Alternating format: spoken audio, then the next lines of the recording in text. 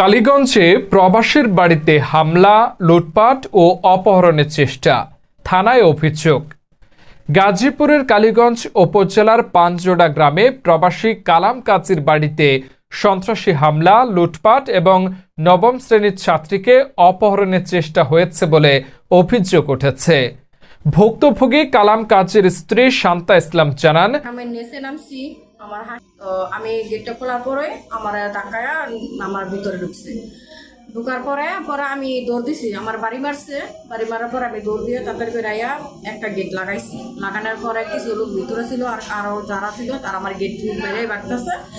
তারপর আমি সিঁড়ির গেটের তালা মারছি, সিঁড়ির গেটও ভাঙছে। আমি দৌড় করে আইয়া আমি আমার মেইন ঘরের দরজা লাগাইছি, কারণ আমার বাড়িতে কেউ নাই। আমার দুটা মেয়ে আর আমি আর আমার একটা মেয়ে। স্বামী কোথায় থাকে? প্রবাসী, আজ থেকে 30 বছর সে প্রবাসে। তো আমি সব দরজা লাগাইয়া ঘরে বসে রয়েছি, চিল্লাচিল্লি করতেছি, সবাই ফোন দিতেছি। ত্রিপুরা ফোন দিছি, লাইনে পাই না। ট্রিপল লাইনে ফোন দিছেন? হ্যাঁ, ফোন দিছি, তাদের লাইনে পাই নাই। তারপরে মেম্বার হ্যাঁ ফোন দিতেছি, একজন এক জায়গায় আছে, মানে বলছে তারা আসতেছে। মানে আসার আগ পর্যন্ত আমার আত্মীয় স্বজনদের ফোন দিছি, এর মাঝে তারা গেটগুলো সব ভেঙে ভিতরে এসেছি। আমি আমার মায়ের কথা আমার একটু ভয়ে, আমার মায়ের অপহরণ করতে চাইছিল, বলছিল আমার মায়ের খুলে দামে লেগে আমি দেই নেগা। আমার বাড়ি মারছে, বাড়ি মারার পর এই যে আপনার এই যে ফ্লোরে যে কাজ ছিটানো, এই যে থাইটা, এই যে ভাঙা, এই যে রক্ত, এই যে ফ্লোরে যে রক্ত আছে, এগুলো কারা করছে? এই যে কার রক্ত? এগুলো আপনার রক্ত?